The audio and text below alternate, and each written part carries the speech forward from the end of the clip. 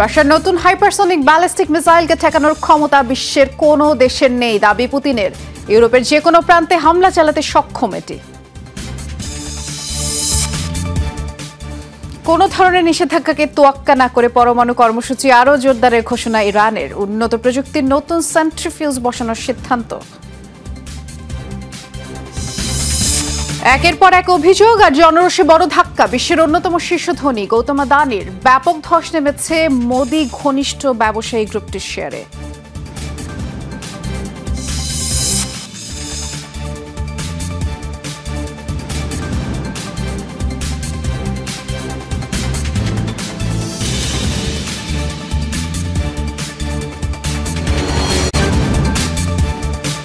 শিরোনামগুলো শুনছিলেন, নুসরাত বৃষ্টির সাথে আছি।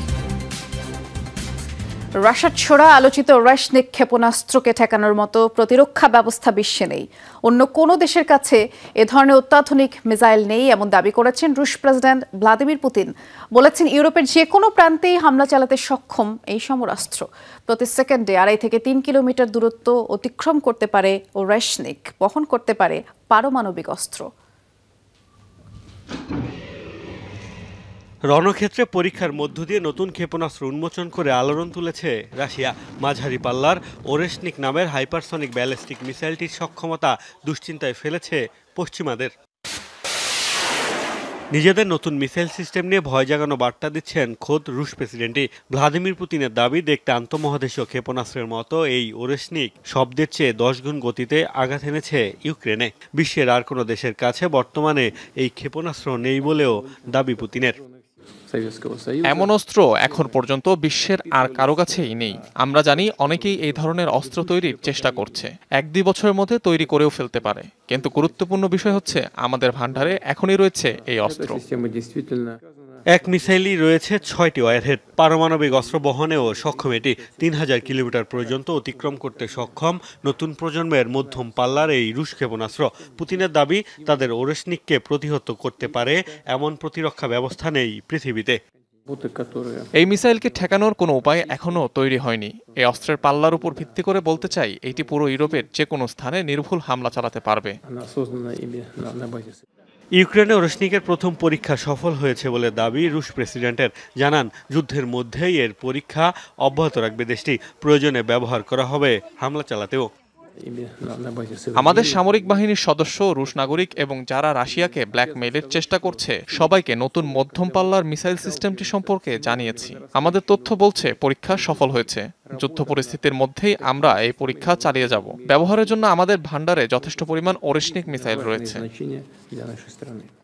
পুতিন বলেছেন, ওরেশনিকের আরও বেশ কয়েকটি সংস্করণ তৈরিতে কাজ করছে রাশিয়া। মোস্তফা মাহমুদ, যমুনা নিউজ। হামলা নয়, বরং পশ্চিমা শত্রুদের ভয় দেখাতেই ইউক্রেনের নতুন প্রযুক্তির হাইপারসনিক মিসাইল ছুড়েছে রাশিয়া, এমন অভিমত বিশ্লেষকদের। বলছেন, কাঁটা দিয়ে কাঁটা তুলতে এটি পুতিনের মনস্তাত্ত্বিক চাল। কিয়েভকে সমর্থনের পথ থেকে সরে না এলে পরবর্তী টার্গেট হতে পারে নেটোভুক্ত যে কোনো দেশ। পরোক্ষভাবে এমন হুঁশিয়ারি দিয়েছে মস্কো। রুশ ভূখণ্ডে যুক্তরাষ্ট্রের দেয়া দূরপাল্লার মিসাইল ব্যবহারের জবাবে গেল বৃহস্পতিবার ইউক্রেনীয় ভূখণ্ডে নতুন ক্ষেপণাস্ত্র ছোড়ে মস্কো। অবশ্য ক্রেমলিন এবং ওয়াশিংটন দুপক্ষেরই দাবি, হামলা নয়, অত্যাধুনিক মাঝারি পাল্লার মিসাইলটির পরীক্ষা ছিল এটি। বিশ্লেষকরা বলছেন, পশ্চিমাদের ভয় দেখাতেই অস্ত্রের সক্ষমতা যাচাই ইউক্রেনের রণাঙ্গনকে বেছে নিয়েছে মস্কো। এই হামলাকে কেন্দ্র করেই নতুন দিকে মোড় নিতে যাচ্ছে রাশিয়া ইউক্রেন যুদ্ধ। কিয়েভের গণ্ডি পেরিয়ে ক্রেমলিনের হুমকি পৌঁছেছে ন্যাটোভুক্ত দেশগুলোর প্রতি। অনেকে ঘটনাকে উস্কানি বলবে, আদতে এটি পুতিনের মনস্তাত্ত্বিক চাল। ইউক্রেনকে যারা অনবরত সহায়তা করে যাচ্ছে তাদের প্রতিহতে চেষ্টা করছেন তিনি। তারাও যে ভবিষ্যতে রাশিয়ার লক্ষ্যবস্তুতে পরিণত হতে পারে এটাই স্পষ্ট করছেন পুতিন। অনেক বিশ্লেষকের ধারণা, কিয়েভ মিত্রদের সমর্থন ঠেকাতে বাঁকা পথ অবলম্বন করছেন পুতিন। উস্কানি দিয়েই পশ্চিমাদের উস্কানি দমনের কৌশল নিয়েছেন তিনি। It was a political signal more so than a military one right away. এক্ষেত্রে রাশিয়া ও পশ্চিমারা দুপক্ষেরই পরস্পর বিরোধী কিছু স্বার্থ রয়েছে, তাই তাদের বিষয়গুলো খুবই সতর্কতার সাথে নিয়ন্ত্রণ করতে হবে। রাষ্ট্র হিসেবে ইউক্রেন যাতে টিকে থাকতে পারে, একদিকে যেমন সেটি নিশ্চিত করতে হবে, তেমনি অন্যদিকে ন্যাটো ও রাশিয়ার মধ্যে যেন যুদ্ধ না বাধে তাও খেয়াল করতে হবে। This is our red line. Don't go further. Don't. একদিকে ন্যাটো রাশিয়া সংঘাতের শঙ্কা, অন্যদিকে পরমাণু যুদ্ধের শঙ্কা। এমন পরিস্থিতিতে বড় ধরনের বিপর্যয় এড়াতে মস্কো কিয়েভ দুপক্ষকেই ছাড় দেওয়ার পরামর্শ বিশ্লেষকদের। অনিক রহমান, যমুনা নিউজ। ইসরায়েলের উত্তরাঞ্চলে হামলা অব্যাহত রেখেছে লেবাননের সশস্ত্র সংগঠন হেজবুল্লাহ। শুক্রবার মুহুর্মুহু রকেট ছুঁড়েছে দেশটির হাইফা সহ আরও কয়েকটি এলাকায়। এছাড়া দখলকৃত গোলান মালভূমিতেও ইসরায়েলের একটি সামরিক স্থাপনায় হামলার দাবি করেছে হেজবুল্লাহ। তেল আবিব জানায় শুক্রবার একদিনে ৮০টি রকেট ছুঁড়েছে গোষ্ঠীটি। একই দিন লেবাননের ভূখণ্ডে ইসরায়েলি সেনাদের উপরে হামলা চালিয়েছে তারা। হেজবুল্লাহ জানায় খিয়াম শহরে দুপক্ষের মধ্যে ব্যাপক সংঘর্ষ হয়েছে। দেইর মেমাস এলাকায় ইসরায়েলের সেনাদের লক্ষ্য করেও কামান থেকে গোলা ছুঁড়েছে তারা। হিজবুল্লাহ জানায় ইসরায়েলি সেনাদের লক্ষ্য করে লেবাননের আল জেবাইন শহরেও রকেট হামলা চালিয়েছে তারা। সিরিয়ায় ইসরায়েলি হামলায় এক হিজবুল্লাহ কমান্ডারের মৃত্যু হয়েছে বলে দাবি করেছে যুক্তরাষ্ট্র। নিহত কমান্ডারের নাম আলী মুসা, তবে কোথায় কোন হামলায় তিনি নিহত হয়েছেন নিশ্চিত করেনি। পেন্টাগনের সিনিয়র এক কর্মকর্তা জানিয়েছেন ২০০৭ সালে ইরাকে মার্কিন সেনা হত্যার ঘটনায় অন্যতম পরিকল্পনাকারী ছিলেন তিনি। কারবালার ওই অভিযানে নিরাপত্তা বাহিনীর সদস্যদের ছদ্মবেশী যুক্তরাষ্ট্রের ঘাঁটিতে প্রবেশ করেছিল হিজবুল্লাহ সদস্যরা। গুলি করে হত্যা করেছিল ৫ মার্কিন সেনাকে। এই ঘটনায় মুসাকে আটকও করা হয়েছিল, তবে মার্কিন বাহিনী ইরাক ছেড়ে চলে যাওয়ার পর তাকে মুক্তি দেওয়া হয়।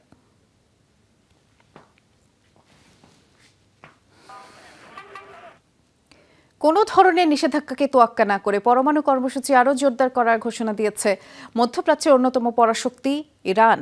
আরও দ্রুত সমৃদ্ধ করা হবে মজুতকৃত ইউরেনিয়ামের মান, বসানো হবে উন্নত প্রযুক্তির নতুন সেন্ট্রিফিউজ। সিদ্ধান্ত দেশটির পরমাণু শক্তি সংস্থার। আন্তর্জাতিক আণবিক সংস্থার নিন্দা প্রস্তাবের জবাবেই এই সিদ্ধান্ত তেহরানের। দাবি, জাতীয় স্বার্থ ও নিরাপত্তা রক্ষায় এই কর্মসূচি নেওয়া হয়েছে। পরমাণু কর্মসূচি ইস্যুতে সহযোগিতা না করার অভিযোগ টেনে গেল বৃহস্পতিবার ইরানের বিরুদ্ধে নিন্দা প্রস্তাব গৃহীত হয় আন্তর্জাতিক আণবিক শক্তি সংস্থায়, যা উত্থাপন করে যুক্তরাষ্ট্র, যুক্তরাজ্য, ফ্রান্স ও জার্মানি। নিন্দা প্রস্তাবের ২৪ ঘন্টা না পেরোতেই জবাব দিল তেহরান। বলা হচ্ছে এবার পরমাণু কর্মসূচির গতি বৃদ্ধি করবে ইরান। ত্বরান্বিত করা হবে ইউরেনিয়াম সমৃদ্ধকরণ প্রকল্প, বসানো হচ্ছে অত্যাধুনিক প্রযুক্তির নতুন সেন্ট্রিফিউজ, যেগুলো আগের চেয়েও বেশি ঘূর্ণন ক্ষমতা সম্পন্ন। ইরানের পরমাণু শক্তি সংস্থার নির্দেশে এরই মধ্যে নেওয়া হয়েছে পদক্ষেপ। তবে তেহরানের দাবি, জাতীয় স্বার্থ, নিরাপত্তা রক্ষাসহ পরমাণু সক্ষমতাকে বিকাশের জন্যই নেওয়া হয়েছে এমন পদক্ষেপ। পশ্চিমারা নানা চাপ আর কৌশল প্রয়োগ করে আমাদের পারমাণবিক অবকাঠামোকে আরও পিছিয়ে দেওয়ার চেষ্টা করছে, কিন্তু তেহরান উল্লেখযোগ্য হারে তার সমৃদ্ধকরণ ক্ষমতা বাড়াবে। ইরানকে রুখে দিতে তারা বিভিন্ন প্রস্তাব উত্থাপন করলেও দিন দিন সেগুলোতে সমর্থন কমছে। এর আগে আন্তর্জাতিক আণবিক সংস্থা জানায়, নির্ধারিত সীমা ছাড়িয়ে ইউরেনিয়ামের মজুদ ব্যাপক হারে বাড়িয়েছে তেহরান। ২০১৫ সালের চেয়ে যা ৩২ গুণ বেশি।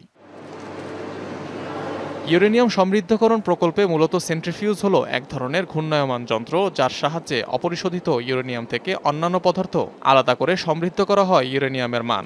পারমাণবিক বোমা তৈরিতে প্রয়োজন হয় ৯০% বিশুদ্ধ ইউরেনিয়ামের, যেখানে ইরানের মজুতকৃত ইউরেনিয়াম ৬০% সমৃদ্ধ। অনিক রহমান, যমুনা নিউজ। ইসরায়েলি সেনাদের আত্মহত্যার প্রবণতা বেড়েই চলেছে। গাজা ও লেবাননে মাসের পর মাস আগ্রাসনের বিভৎসতার প্রভাবে নিজেরাই ভেঙে পড়ছেন ইহুদি সেনারা।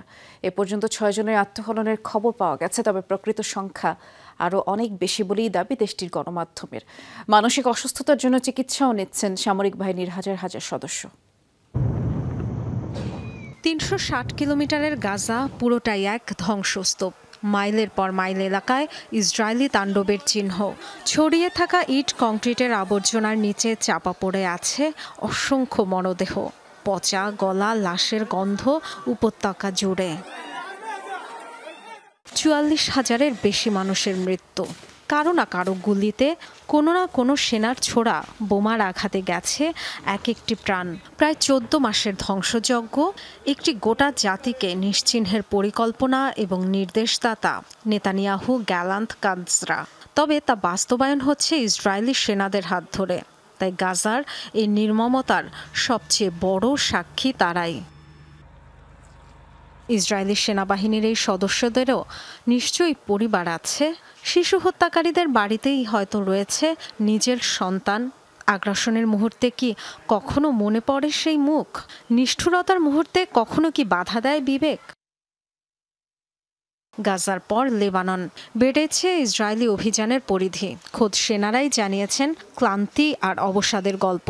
গত জুনে নেসেটের এক শুনানিতে অংশ নেন ভুক্তভোগী বহু সেনা, বলেছেন মানসিক জটিলতার কথা। তেল আবিব প্রশাসন এখনও এ সংক্রান্ত কোনো তালিকা বা রিপোর্ট প্রকাশ না করলেও ইসরায়েলি গণমাধ্যম বলছে গাজা ও লেবাননে দীর্ঘস্থায়ী যুদ্ধের প্রভাবে ভয়াবহ মানসিক অবসাদে ভুগছে হাজার হাজার সেনা। চোখের সামনে হত্যাযজ্ঞ আর নির্মমতা মেনে নিতে পারছে না অনেকেই। এ পর্যন্ত 6 ইসরায়েলি সেনার আত্মহত্যার খবরও পাওয়া গেছে, যদিও প্রকৃত সংখ্যা আরও অনেক বেশি বলে ধারণা করা হচ্ছে। ইসরায়েলের প্রতিরক্ষা মন্ত্রণালয়ের গত আগস্টের তথ্যমতে প্রতি মাসে প্রায় 1000 আহত সেনাকে চিকিৎসার জন্য ফিরিয়ে আনা হচ্ছে গাজা থেকে, যার মধ্যে 35% ভুগছেন মানসিক সমস্যায়। আক্রান্তদের 1/3 ভুগছে পোস্ট ট্রমাটিক স্ট্রেস ডিসঅর্ডার PTSD-তে। অনিদ্রা, বদমেজাজ, মাংস খেতে অরুচির মতো নানাবিধ সমস্যা প্রকট হয়ে উঠছে সেনাদের মধ্যে। ইসরায়েলি সামরিক বাহিনীর মানসিক স্বাস্থ্য বিভাগের প্রধান লুসিয়ান তাতসালর দেয়া তথ্য অনুযায়ী গত মার্চ পর্যন্ত প্রায় 1700 সেনা নিয়েছে মানসিক চিকিৎসা। PTSDর সাথে লড়াইয়ের পর অভিযানে ফিরতে পেরেছে 76%। ডরথি দাস্ট্রিন, যমুনা নিউজ। মহারাষ্ট্রের বিধানসভা নির্বাচনে বিপুল ব্যবধানে জয় পেয়েছে বিজেপি নেতৃত্বাধীন এনডিএ জোট। মোদি ম্যাজিকে রাজ্যের 288টি আসনের মধ্যে এনডিএ জোট 231 আসনে জয় পেয়েছে। অন্যদিকে বিরোধী জোট MVA 51 আসন পেয়েছে। এরই মধ্যে শুরু হয়েছে মুখ্যমন্ত্রী নির্বাচনের তোড়জোড়। আলোচনার শীর্ষে রয়েছে একনাথ শিন্ডে, দেবেন্দ্র ফডনবিসের নাম। ধারণা করা হচ্ছে এই দুজনের মধ্য থেকেই বেছে নেওয়া হতে পারে মুখ্যমন্ত্রী। এদিকে ঝাড়খণ্ডে জয় পেয়েছে কংগ্রেস নেতৃত্বাধীন ইন্ডিয়া জোট। 81 আসনের মধ্যে 57টিতেই জয় পেয়েছে ইন্ডিয়া জোট। অন্যদিকে বিজেপি নেতৃত্বাধীন এনডিএ জোট পেয়েছে 23টি আসন।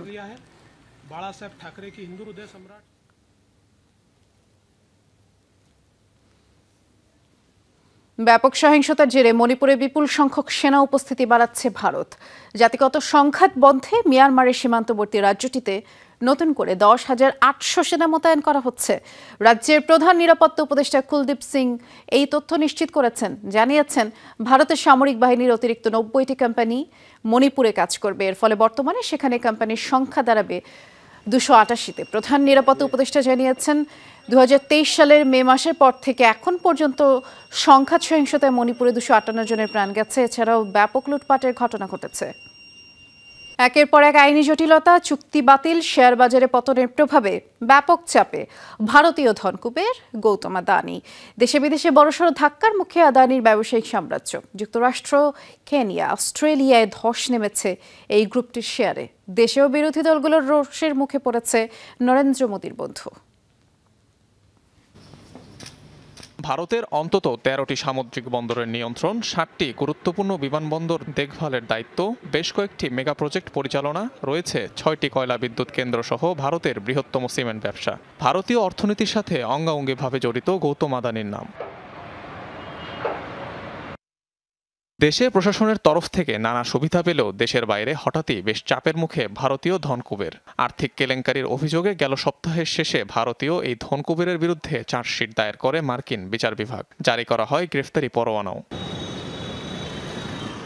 বলা হয় এক প্রকল্পের চুক্তি পেতে ভারতীয় কর্মকর্তাদের $250 মিলিয়ন ঘুষ দিয়েছেন আদানি ও তার প্রতিষ্ঠানের কয়েকজন কর্মী। ভুয়া তথ্য ও নথি দেখিয়ে $3 বিলিয়ন ঋণ নেওয়ার অভিযোগ আনা হয় 62 বছর বয়সী এই বিজনেস টাইকুনের বিরুদ্ধে। যুক্তরাষ্ট্রে আইনি প্রক্রিয়ার জেরে একের পর এক ধাক্কা খাচ্ছেন মোদি বন্ধু আদানি। আদানি গ্রুপের সাথে 2টি চুক্তি বাতিল করে কেনিয়া সরকার, যার আনুমানিক মূল্য $250 কোটি বেশি। বাতিল করা হয় বিমানবন্দর রক্ষণাবেক্ষণ ও জ্বালানি সংক্রান্ত চুক্তি 2টি। এদিকে যুক্তরাষ্ট্র কেনিয়ার পর অস্ট্রেলিয়াতেও তোপের মুখে আদানি মালিকানাধীন প্রতিষ্ঠান। আদিবাসীদের ভূমি ও পরিবেশ বিপর্যয়ের জন্য দায়ী করা হয় কুইন্সল্যান্ডে আদানি গ্রুপের কয়লা খনিকে। বর্ণ বৈষম্যের অভিযোগ উঠেছে। এমন পরিস্থিতিতে বড় ধাক্কা লেগেছে আদানি সাম্রাজ্যে। এরই মধ্যে $34 বিলিয়ন বাজার মূল্য হারিয়েছে আদানি গ্রুপের প্রতিষ্ঠানগুলো। 10 কোম্পানির সম্মিলিত বাজার মূলধন কমে দাঁড়িয়েছে $147 বিলিয়ন। অব্যাহত রয়েছে দরপতন। দেশেও সুখে নেই ধনাঢ্য এই ব্যক্তি। আদানিকে গ্রেফতারের দাবি তুলেছেন রাহুল গান্ধী সহ একাধিক বিরোধী নেতা। অনিক রহমান, যমুনা নিউজ। দক্ষিণ কোরিয়া ও জাপানের সাথে যুক্তরাষ্ট্রের যৌথ মহড়ার তীব্র প্রতিবাদ জানিয়েছে উত্তর কোরিয়া। শনিবার প্রতিরক্ষা মন্ত্রণালয়ের এক বিবৃতিতে যুক্তরাষ্ট্র, দক্ষিণ কোরিয়া, জাপানের সাম্প্রতিক সামরিক কার্যক্রমের কড়া সমালোচনা করে পিয়ংইয়ং। বলা হয়, সামরিক মহড়া পরিচালনা করে কোরীয় উপদ্বীপের নাশকতা তৈরির চেষ্টা করছে যুক্তরাষ্ট্র ও তার অনুসারীরা, যা রুখে দিতে অবিলম্বেই পদক্ষেপ নেবে উত্তর কোরিয়া। মার্কিন মিত্রদের সামরিক তৎপরতার উপরে নজর রাখছে পিয়ংইয়ং বলেও দাবি করা হয় ওই বিবৃতিতে। গেল সপ্তাহে 3 দিনব্যাপী যৌথ সামরিক মহড়া করে যুক্তরাষ্ট্র, দক্ষিণ কোরিয়া ও জাপান।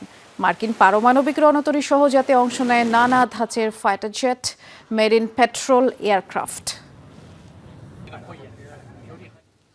বিশ্বজুড়ে উত্তেজনা ছড়িয়ে পারমাণবিক যুদ্ধের উস্কানি দিচ্ছে যুক্তরাষ্ট্র। ওয়াশিংটনের বিরুদ্ধে এমন অভিযোগ তুলেছেন উত্তর কোরিয়ার সর্বোচ্চ নেতা কিম জং উন। বৃহস্পতিবার উত্তর কোরিয়ার এক সামরিক প্রদর্শনীতে দেয়া ভাষণে এমন মন্তব্য করে তিনি বলেছেন, পিয়ংইয়ংয়ের প্রতি সবসময় আগ্রাসী ও বৈরী মনোভাব প্রদর্শন করেছে মার্কিন প্রশাসন, আর তাদের কারণে কোরীয় উপদ্বীপে পারমাণবিক যুদ্ধের ঝুঁকির মুখে পড়েছে, যা আগে কখনোই হয়নি। কিম জং উনের দাবি, ওয়াশিংটনের সাথে আলোচনার ক্ষেত্রে যতদূর যাওয়া সম্ভব ততদূরই গিয়েছে পিয়ংইয়ং, কিন্তু বারবার ওয়াশিংটনের ক্ষোভের শিকার হয়েছে দেশটি। বক্তব্যে বিভিন্ন ইস্যুতে মার্কিন নীতির কড়া সমালোচনাও করেন উত্তর কোরিয়ার সর্বোচ্চ নেতা।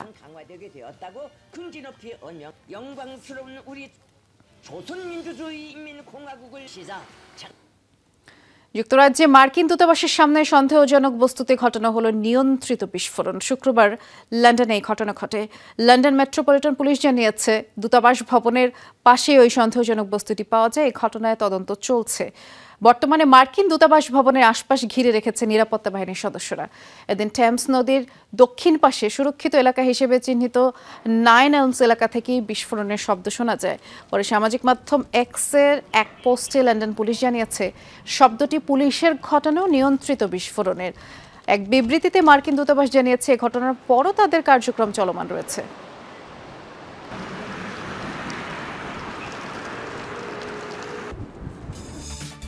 এই ছিল যমুনা আই ডেস্কের সাথে থাকার জন্য ধন্যবাদ।